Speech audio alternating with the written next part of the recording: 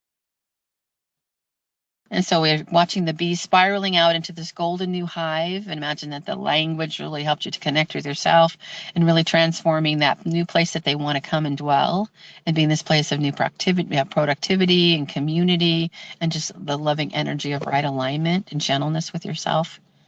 And then as you're expanding, feel the spaciousness within yourself and invite that flower to help to continually be that ally for you and being in a place where you can really feel a new protectedness with the hive and in your harmony, a harmony in a brand new way. And again, take a breath in. And when you're ready, kind of come back with your fingers and toes.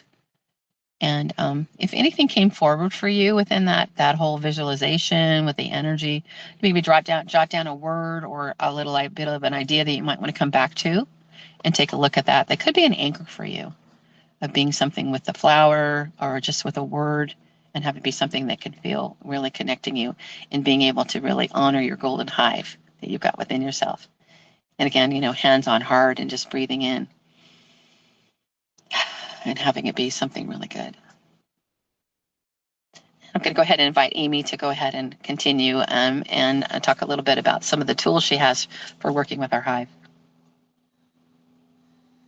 So if you're watching somewhere else at home at another time, yeah, you might want to pause for a little bit and you might want to do some journaling. You might want to jot down some notes. You might want to go back to that vision, which I have mine, and I'm going to go back to it. So we're going to then welcome back. So pause for a little bit and welcome back. So with Robin, Maria, and I, there really are significantly different things that we do, but they all come together. So we want you to take these in a way that works for you. I'm going to say something very controversial, a couple things I'm going to say very controversial. When we started the conversation, I think it was probably before we started recording, admiring Vicky's pictures. They're beautiful, and that's a relatively new thing for her, allowing her channel to come through in that way. And it came out, oh, everybody can be an artist. Yes, and everybody's art is different. I'm not painting pictures. I'm telling you right now, but I can create a process. I can take very unrelated things and relate them. That is my art. Okay, and one more. Shh, you can't tell anybody. Nature's not my thing. It ain't my thing. That Robin's got that covered. If I need any support there, I go there. So where my hive thrives is differently. And so it's about knowing, and I seeing, again, I always, I got these crazy things that come to me and looking at, and it's so amazing, my friends, how this all came down. Robin has not had honeybees before swarm in, and to have them come in right at, and Maria's writing this up independently of Robin having that. They didn't know those two things were happening at the same time. That's living in flow. And that's what we wish for you. And that's what we want to support for you.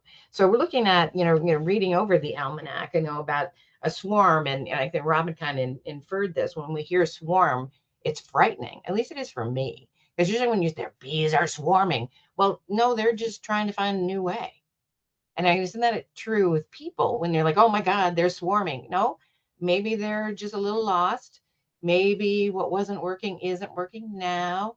And maybe we need to find a new way.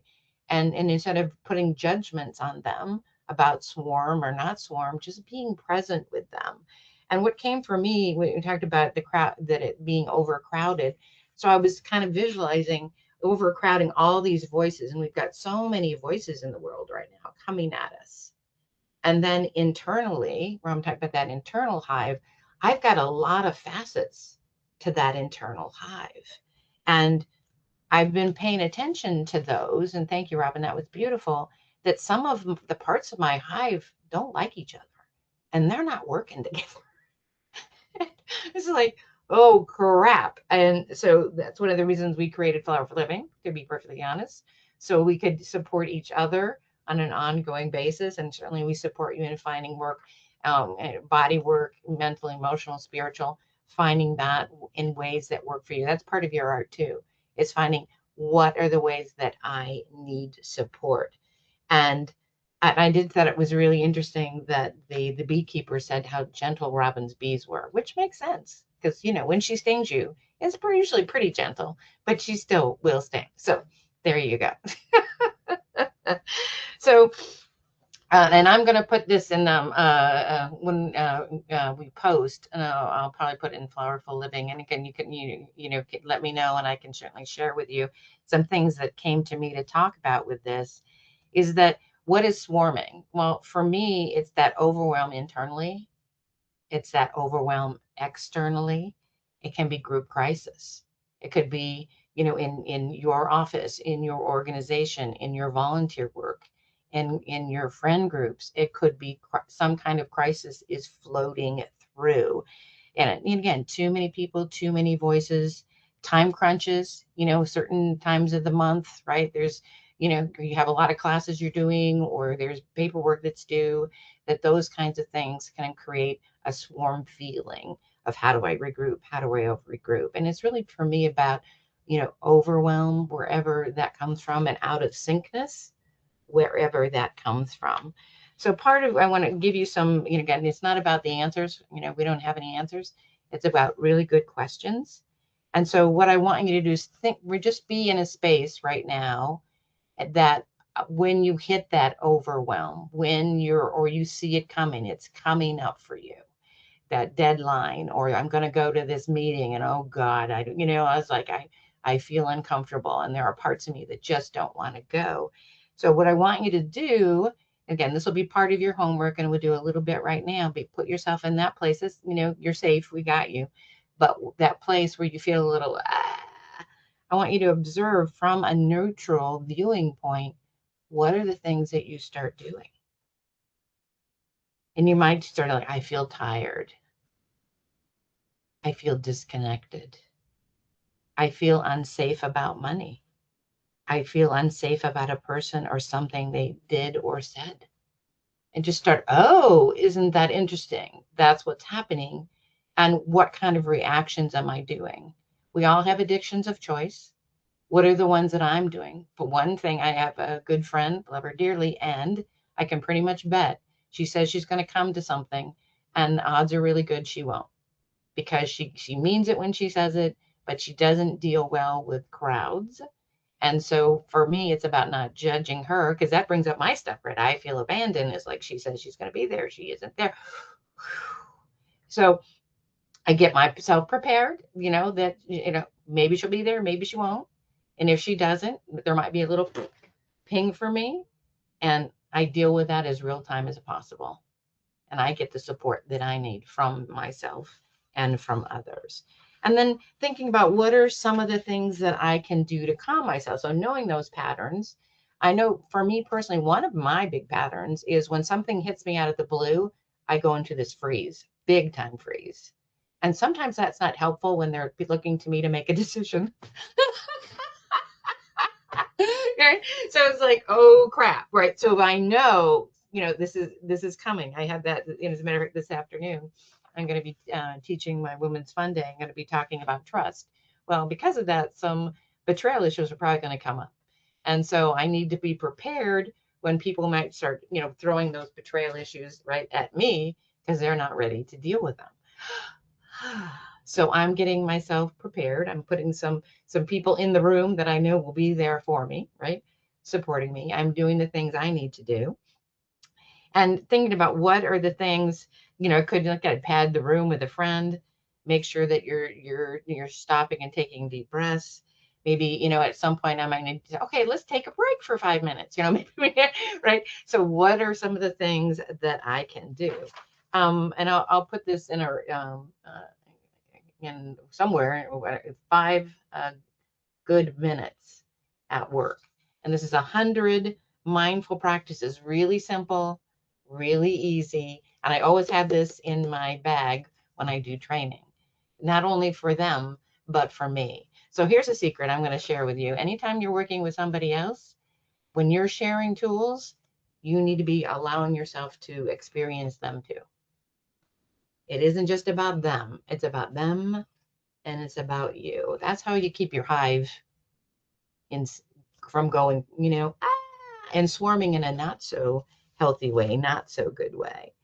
And so I want you, for myself personally, so I want you to be thinking about what is, a tool that works for me. And like Maria says, you have to have a whole tool bag full of them.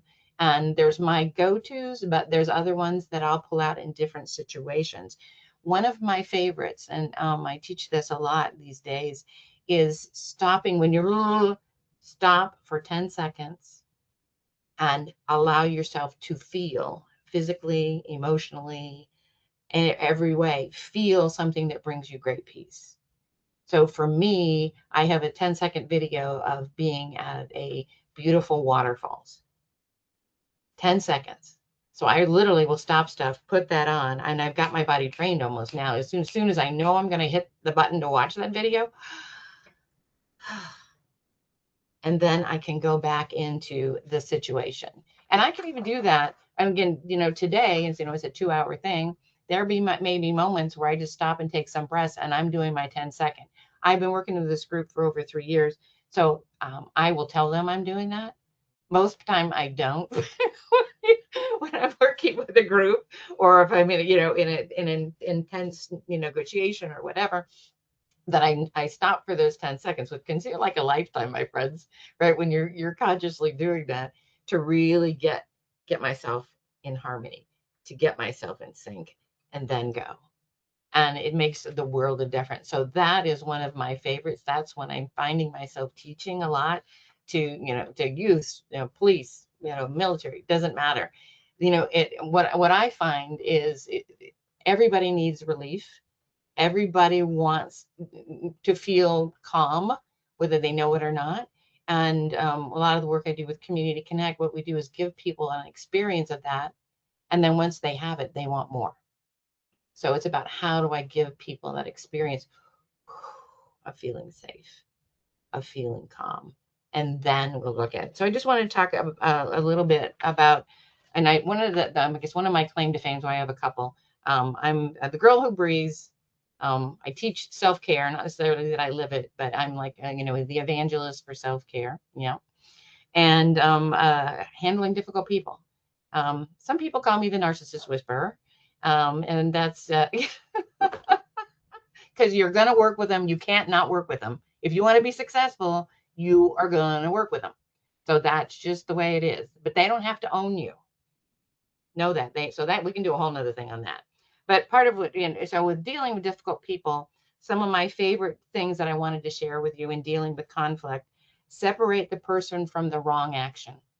It's like, they're a good kid, they just did a bad thing. All right. And so, like, with my significant other relationships, is like, why they're successful is whatever the issue is, we put it outside of us. And the two of us, or the group of us, go after the issue together. We don't dump it on each other and play the blame game and all that. We're working on that together, doing our own individual part. Um, be specific if you can. Avoid sarcasm, which I know is a little hard, because humor and sarcasm are kind of close. So I have to be mindful of that. Avoid always and never. Neither of those are true. And in this one, you got to be careful about. Tell the person how you feel about what's done, but only do that if you feel safe. Don't put yourself in a situation that is not going to be healthy for you. You might need to talk about that with another person. And then dealing with conflict, my thing is always work to develop a game plan for win-win. And if you can't do that, you're probably not in a relationship you want to be in.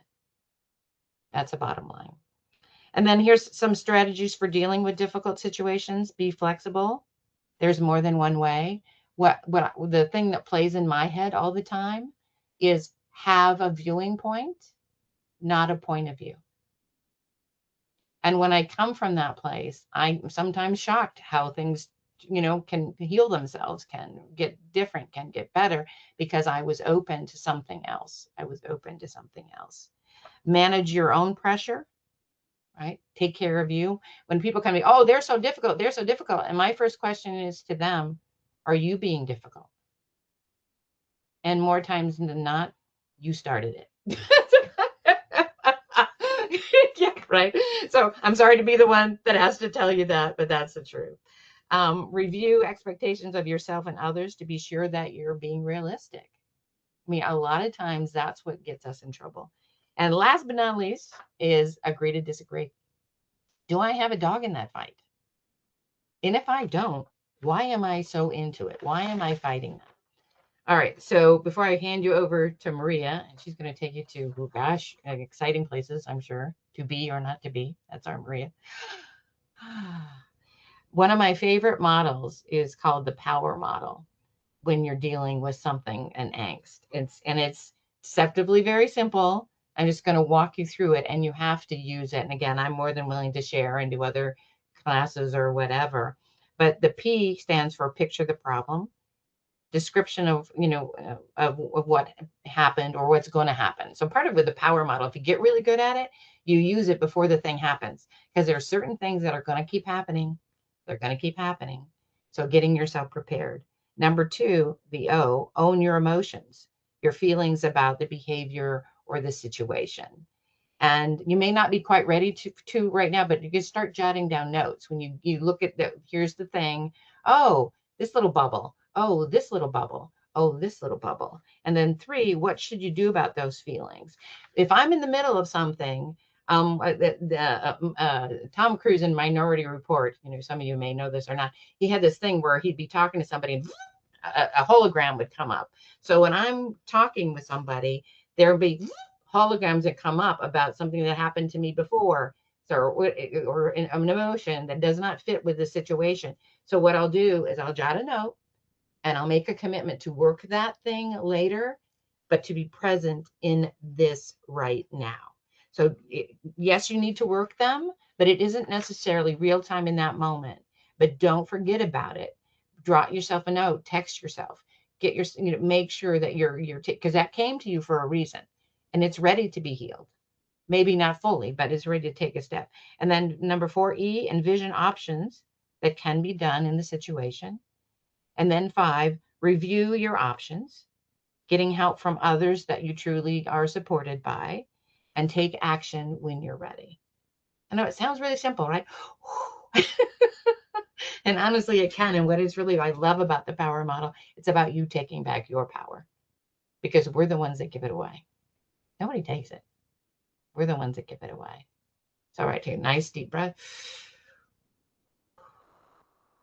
So what I want to support you on is, looking at that inner hive, looking at that outer hive, and how are things syncing up? And if they're not, that's okay. And conflict for me just means we start negotiating.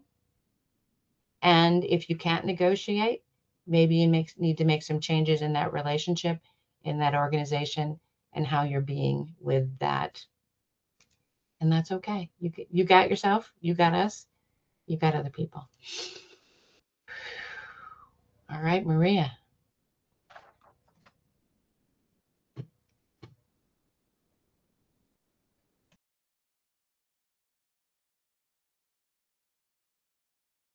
Well, Maria is muted. Can you? There she goes. Wow. That's my girl. Well, today is a very special day, not only because of the bees, but if you are of Spaniard descent or Latin descent or Catholic, we're celebrating St. John the Baptist Day. And it is a wonderful day for manifestation. So if you have fruit trees around your house, today you're supposed to whip them hard. And that somehow will spur the feeling of reproducing more. So maybe not this year, but next year, you'll have more citrus food and fruits, right?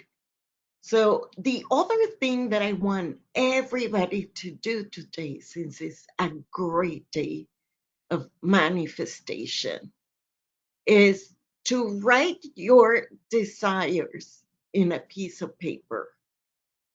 Be very specific. If you're going to put health, don't say, well, I want to have health and vitality. What's really not imbalance in your body. So ask for that specific balance in your body. Okay? Or try to manifest, and everything has to be put in present time with gratefulness, right? So thank you because I am healed of whatever problem. And then you burn the paper, and it has to be done before the night comes. So that is what is special today. And it was amazing that when I opened the calendar, it was about the bees, right?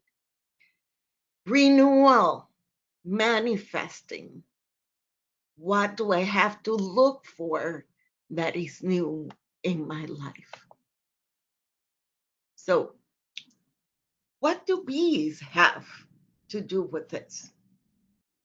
I was told by my guides for such a long time, these are the highest frequency living being on planet Earth. Why?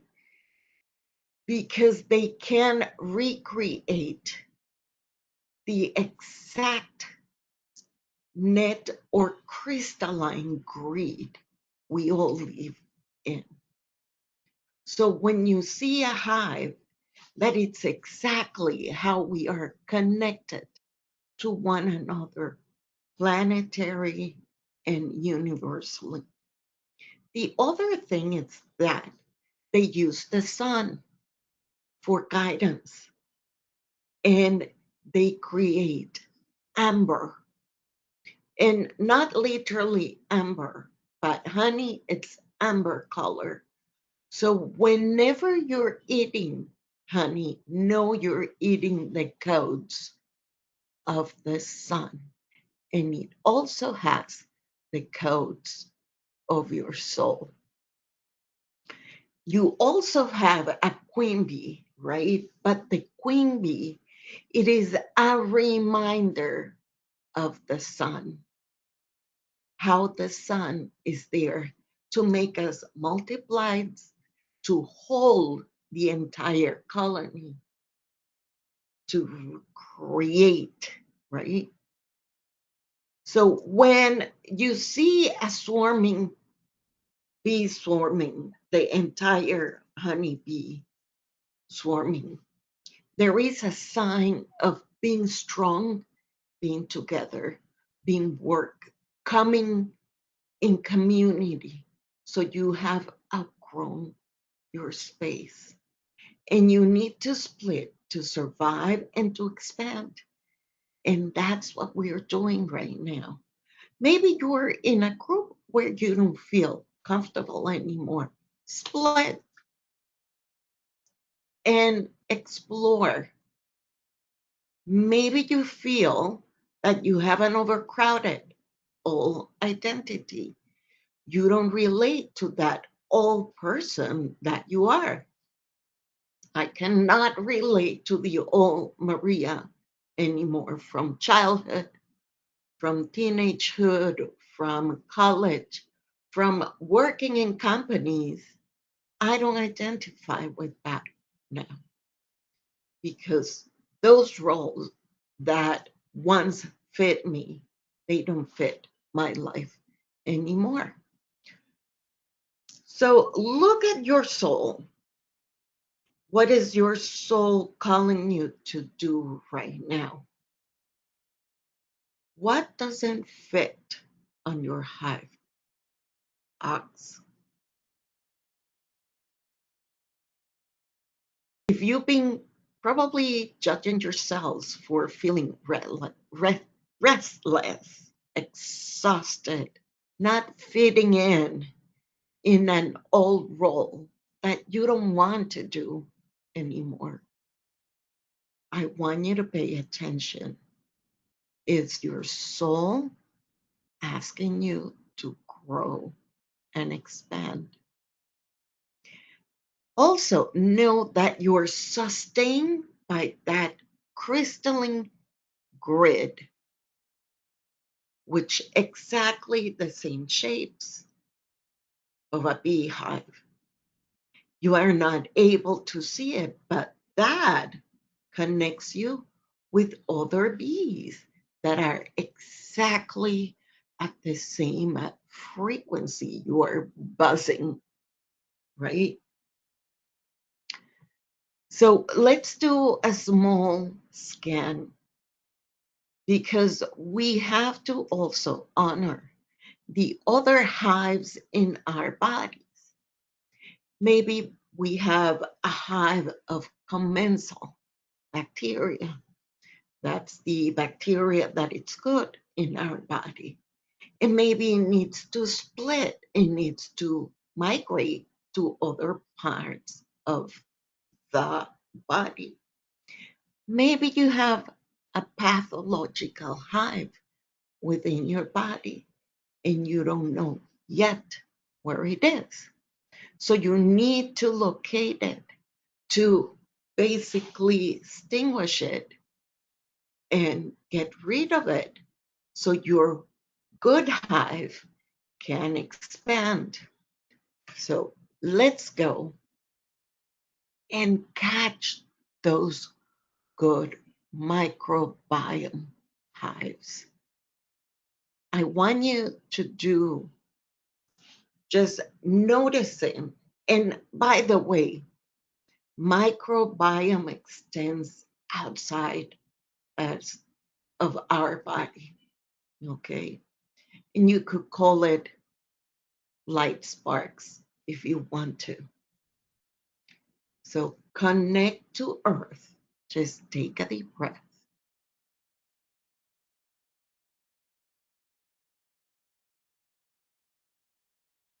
And from your root chakra, extend to the garden of earth.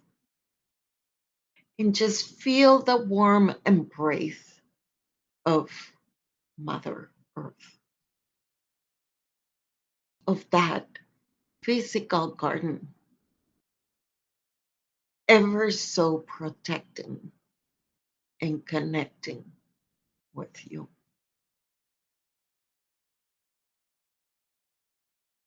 Now connect with the garden of your body. Just notice this garden in your body. And go up and up and up. And go out of your body, connecting these gardens with the sun in the center of the galaxy, in the center of the universe.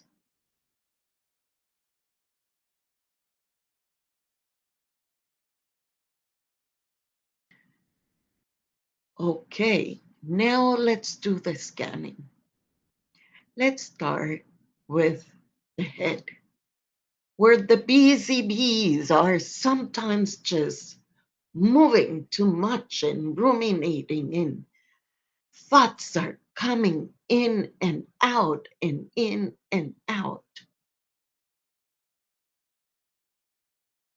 Just look and observe which part of your brain has too many thoughts, too many commands, too many bits of information coming in to a speed that doesn't allow to transform those thoughts into something useful.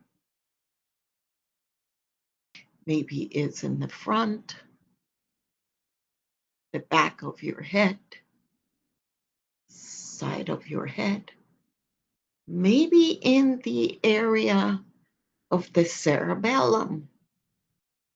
Maybe two emotions are there that don't know exactly where to go.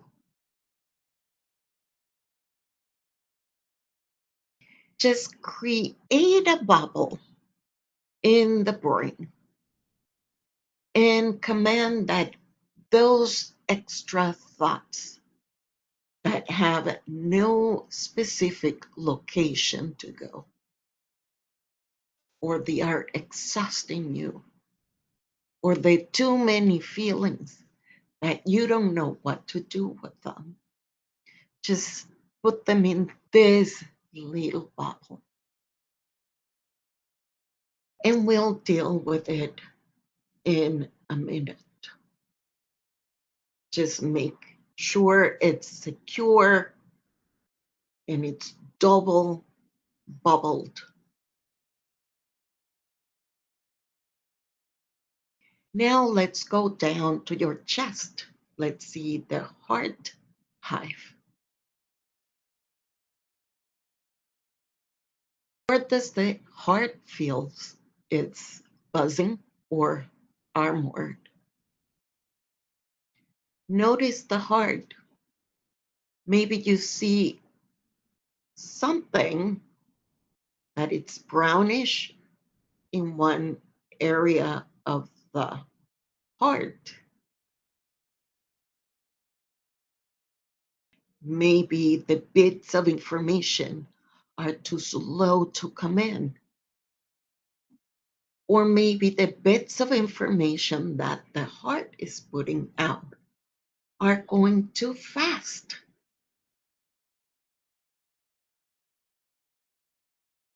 Or maybe there is something that doesn't feel or creating.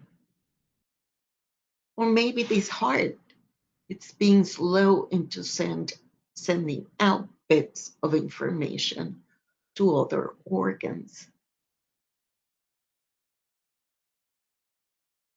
I also want you to create a bubble in the heart and just command and call in all of those imbalances of information in your heart. Everything that doesn't look okay, just put it in there. And double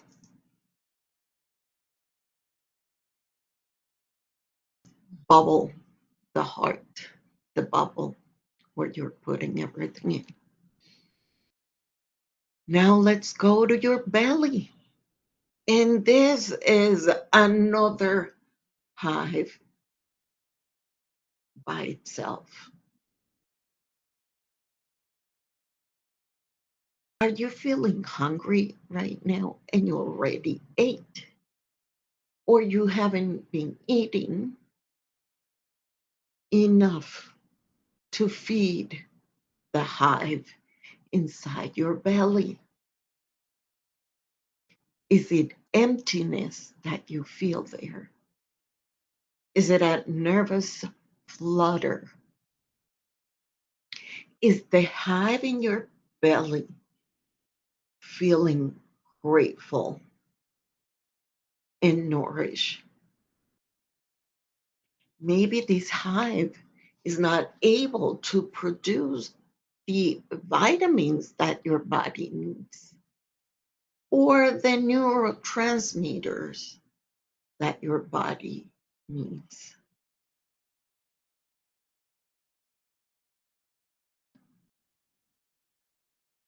So I want you again to make a bubble and put all those imbalances there. Maybe some bacteria or parasites that should not be there that are making the hive very sick.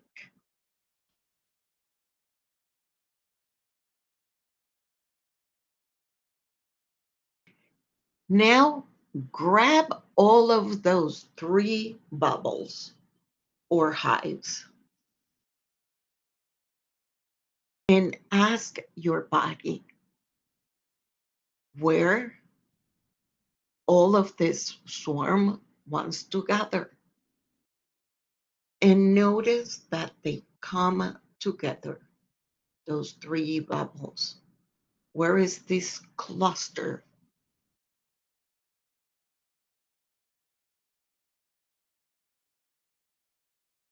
Where is it going? I want you to just envelope this swarm into a golden light.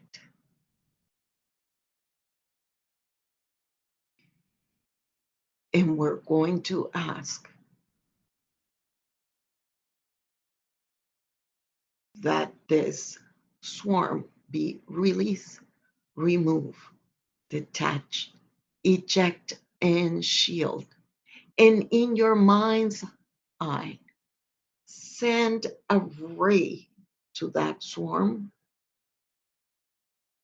until you see it becoming smithereens and releasing those particles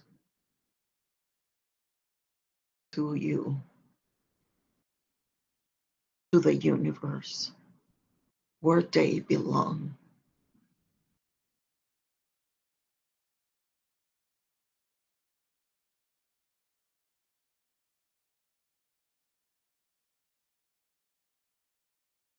And see how you feel right now. Allow the honey with all the codes of light to cover your entire body. See the honey being soothing to your body, infusing and imbuing codes of light, not only to your body and your soul.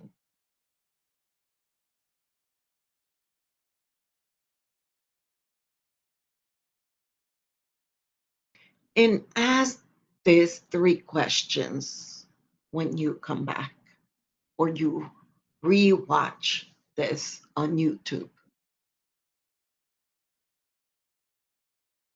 What all hive, all structure, identity, or promise are you ready to outgrow right now? What kind of new home is your soul asking for? More rest, more truth, more creativity, more devotion. Who are you going to allow to be with you in this new hive? I want you to take one small action this week that honors that new hive.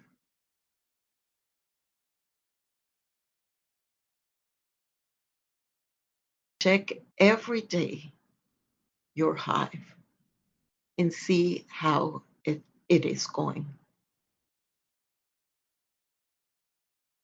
Take a deep breath, move your arm, feet.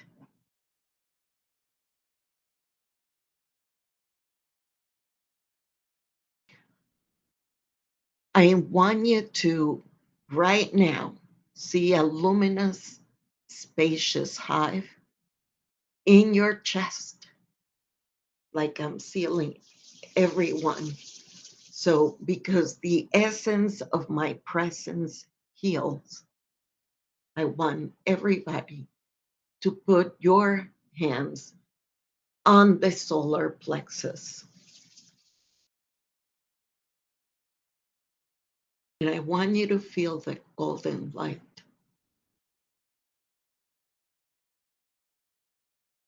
See all of those bees or little shining light, calming every cell, activating mitochondria, the organelle of energy and light.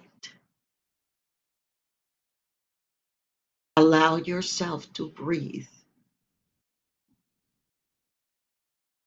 and allow yourself to be pollinated with truth, kindness, and the right pacing.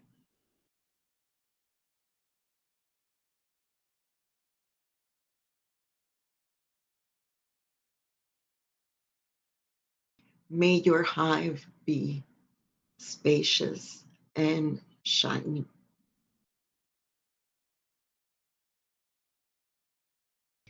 Okay, Robin.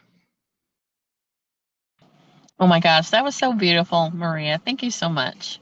Um, Yeah, so we're already at time, so unfortunately we don't have time for Q&A today. But really, go ahead and leave your comments in the chat, and if you'd like to go over to the Flowerful Living Wellness community over on Facebook, we'd love for you guys to be sharing the experience you had with your new hive and what that looked like. Having a happy hive. Oh my gosh, that's a great thing. And Thank you. Gina's got her honey. There we go. Yeah, just as a side note, my Bob the beekeeper, he had a big old jar of honey in his car, and he just said, well, I sell honey, and I go, well, I'm buying that honey. There you go. So thank you for all that great information, and Amy, Thank thank you so you. much for the stuff. Yeah, so just thank you guys. Have Thank a you. wonderful week, and we'll see you next Wednesday here at the Thank Wellness you. or here Lip. Bye-bye. Thank you. Have a great Very day. good. Bye. Very good. Yay! Yeah.